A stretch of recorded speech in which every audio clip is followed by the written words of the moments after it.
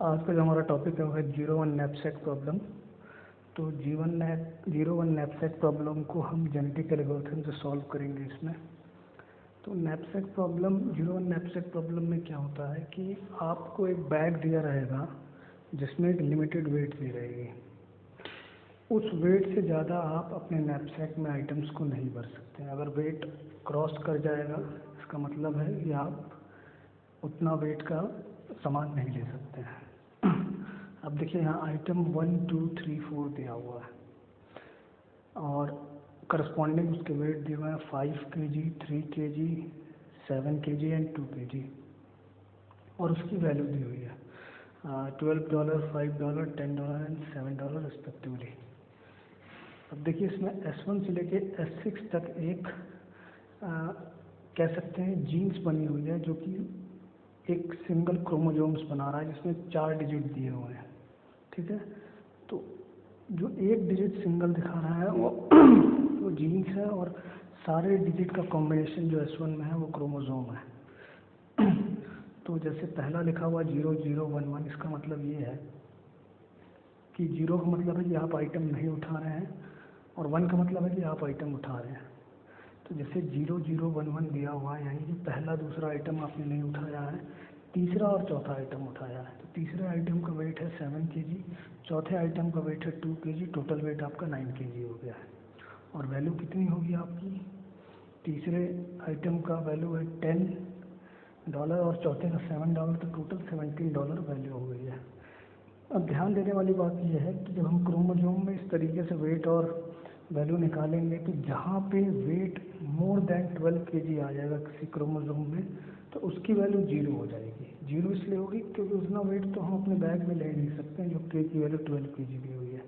अब S2 में देखिए, S2 में 1 1 0 0 मतलब आपने पहले 2 आइटम उठाए हैं, बाद के 2 आइटम नहीं उठाए हैं। तो उसमें आप वेट का एडिशन करेंगे तो 8 kg आएगा और वैल्यू $17 आएंगी। उसी तरीके से आपने तीसरे का निकाला है 0 1 1 0 यानी सेकंड और थर्ड आइटम उठाया जिसका वेट 3 kg और 7 kg है, तो वेट आपका 10 kg हो गया टोटल और वैल्यू आपकी कितनी है $5 और $10, टोटल वैल्यू हुई आपकी $15। S4 का इसी तरीके से निकाला 0 1 0 1 यानी दूसरा और चौथा आइटम उठाया है, पहला और तीसरा नहीं उठाया है, तो उसमें भी वेट आपकी 5 kg हो जाएगी क्योंकि दूसरे आइटम का वेट 3 kg है और चौथे आइटम का वेट 2 kg है और वैल्यू हो जाएगी आपकी $12। इसी तरीके से S6 में निकाला है जिसमें 10 kg वेट आया है और 24 वैल्यू आई है।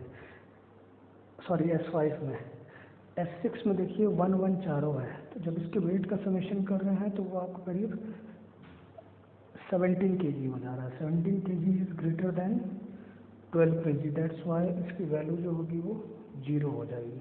टोटल वैल्यू 34 आ रही है इसकी, बट वेट अगर 12 kg से ज़्यादा आ गया है तो उसकी वैल्यू 0 हो जाएगी क्योंकि उतना हम वेट लेके चल ही नहीं सकते हैं नैपसैक में। तो हमने क्या किया, वैल्यू के हिसाब से दोबारा शॉर्टिंग कर दी S1 S2 S3 S4 S5 S6 की, जिसमें S1 की वैल्यू सबसे ज़्यादा है, जिसमें आपकी S5 की वैल्यू सबसे ज़्यादा है तो उसे S1 डैश कर दिए हैं। S1 की वैल्यू 17 है तो उसको S2 कर दिए। उसी तरीके से S2 की वैल्यू आपकी 17 ही है तो दोनों में किसी एक को सेकंड नंबर पे रख सकते हैं, तो उसको S3 डैश कर दिए हैं। उसी तरीके से आपने इंक्रीजिंग ऑर्डर में S6 तक, S1 डैश से S6 डैश तक आपने शॉर्टिंग कर दिया है। तो जेनेटिक एल्गोरिथम में सबसे पहला काम होता है कि जो पॉपुलेशन आपको दी हुई है उसकी सबसे पहले फिटनेस वैल्यू निकालें। तो हमने फिटनेस वैल्यू निकाली जो आपका पॉपुलेशन दिया हुआ था S1 से S6 का, और उस फिटनेस वैल्यू के हिसाब से हमने शॉर्टिंग कर दी। अब फिटनेस वैल्यू के हिसाब से जब शॉर्टिंग की है उसके बाद हम क्या करेंगे, क्रॉस ओवर करेंगे, यानी म्यूटेशन के क्रॉस ओवर के लिए हम किसी 2 क्रोमोसोम्स को चूज़ करेंगे आगे पॉपुलेशन और अच्छी करने के लिए। तो क्रॉस ओवर में हमने क्या किया है कि जैसे S1 और S2 डबल डैश हमने निकाला, जिसमें क्या किया है हमने S1 और S2 डैश की क्रॉस ओवर कराया है। तो शुरू के जो 2 डिजिट्स हैं, वो आपने क्या किया है, एक्सचेंज कर दिया है, लास्ट की सेम रखी है, लेकिन ऐसा नहीं, आप शुरू की सेम रख सकते हैं। शुरू की 2 डिजिट या 1 डिजिट या 3 डिजिट सेम रखिए, लास्ट की एक्सचेंज कर दीजिए, या शुरू का भी एक्सचेंज कर सकते हैं, जैसा इसमें एक्सचेंज करके S1 डबल डैश और S2 डबल डैश निकाला गया है। इसी तरीके से S2 और S3 का क्रॉस ओवर करा दिया गया है, शुरू की 1, 2 या 3 किसी डिजिट को सेम रख के आखिरी के डिजिट को बदल के आप अपने हिसाब से किसी भी अच्छे फिटनेस वैल्यू के हिसाब से आप क्रॉस ओवर करा सकते हैं किसी 2 क्रोमोसोम्स का। तो यहाँ 6 क्रोमोसोम्स आए हैं, क्रॉस ओवर कराने के बाद आप अपने हिसाब से भी क्रॉस ओवर कर सकते हैं, अपने हिसाब से भी शुरू की 2 वैल्यू 2 डिजिट या 3 डिजिट फिक्स रख के आखिरी की डिजिट को चेंज कर सकते हैं। इसके बाद हमने क्या किया, क्रॉस ओवर के बाद म्यूटेशन। म्यूटेशन का मतलब है कि आप किसी एक डिजिट की वैल्यू चेंज कर दें या 2 डिजिट की वैल्यू या ना करें। तो हमने S1 डैश में जैसे 0011 था, उसमें सेकेंड डिजिट को हमने चेंज कर दिया, 1 कर दिया है, और थर्ड डिजिट को 1 से 0 कर दिया, यानी कुछ म्यूटेशन किया, कुछ जीन्स में चेंज किए हैं। उसी तरीके से हमने S2 में सेकेंड डिजिट 1 था, उसको 0 कर दिया, और S3 में आपका फोर्थ डिजिट 0 था तो उसे 1 कर दिया।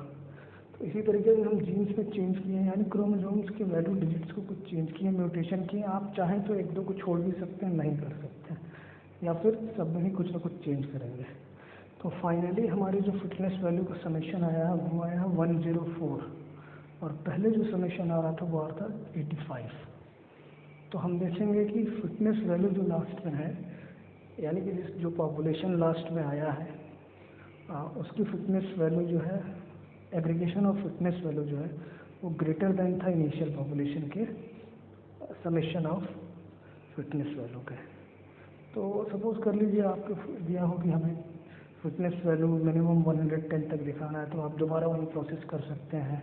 इनिशियल पॉपुलेशन में जैसे आपने S1 से S6 लिया था, एक राउंड के बाद आप S1 डबल डैश से S6 डबल डैश तक एक पॉपुलेशन मान के दोबारा वही प्रोसेस कर सकते हैं, तो और ज़्यादा इंक्रीज कर जाएगा फिटनेस वैल्यू। तो इस तरीके से आप जेनेटिक एल्गोरिथम से 0-1 नैपसेक प्रॉब्लम को सॉल्व कर सकते हैं। Thank you.